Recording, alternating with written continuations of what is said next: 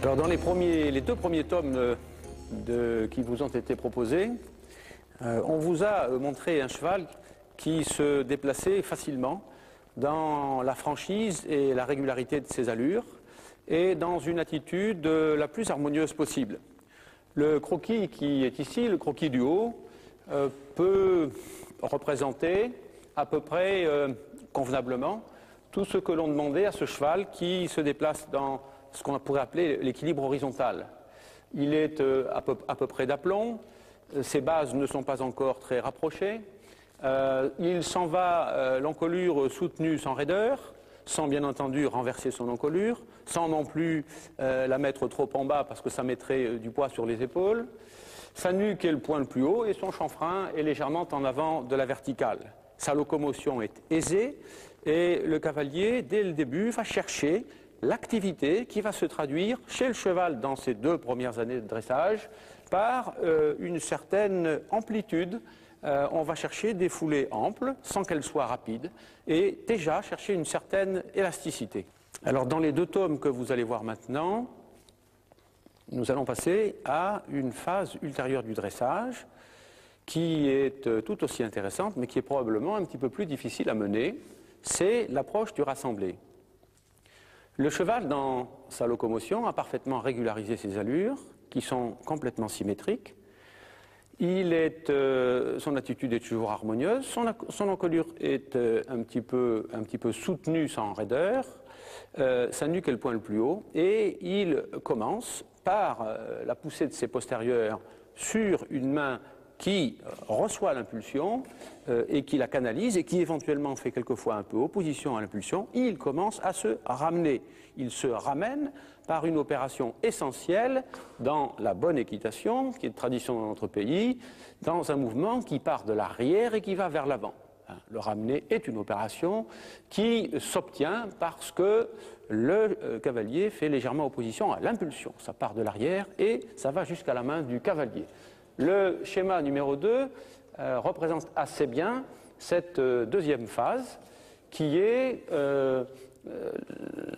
montre un cheval dans une attitude dans laquelle la base de sustentation s'est un peu réduite.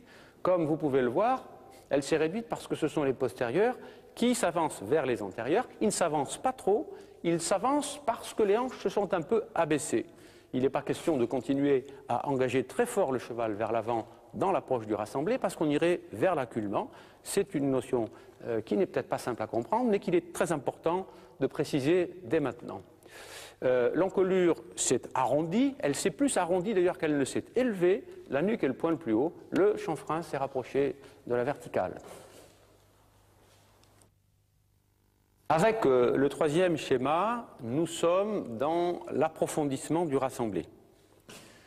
C'est la possibilité pour le cavalier de rassembler le plus possible son cheval qui lui donne la possibilité d'exécuter facilement ou le plus facilement possible les principales difficultés de la haute école que l'on trouve notamment dans les figures qui sont demandées dans le Grand Prix de dressage.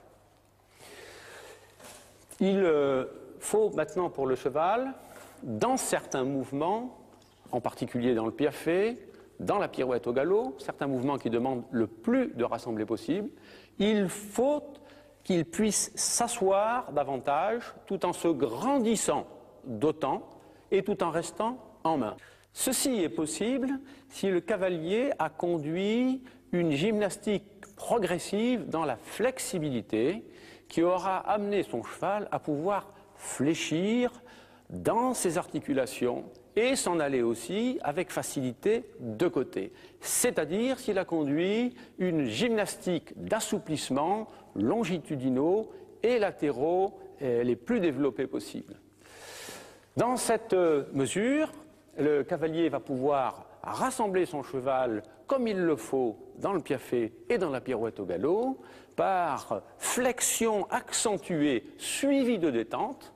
Ne pas oublier la détente, que l'on oublie quelquefois. La flexion n'a d'intérêt que dans la mesure où elle est suivie par une détente correspondante. avec un cheval qui accepte, là aussi, parce que l'on aura développé la souplesse de ses épaules et que l'on aura développé, qu'on l'aura habitué à se servir de son encolure, le cheval acceptera de se grandir sans sortir de la main, ce qui est une difficulté, puisque lorsque le cheval soutient son encolure, sa nuque monte, et c'est vrai qu'il a une possibilité d'échapper à son cavalier vers le haut, ce qui n'est pas une raison suffisante.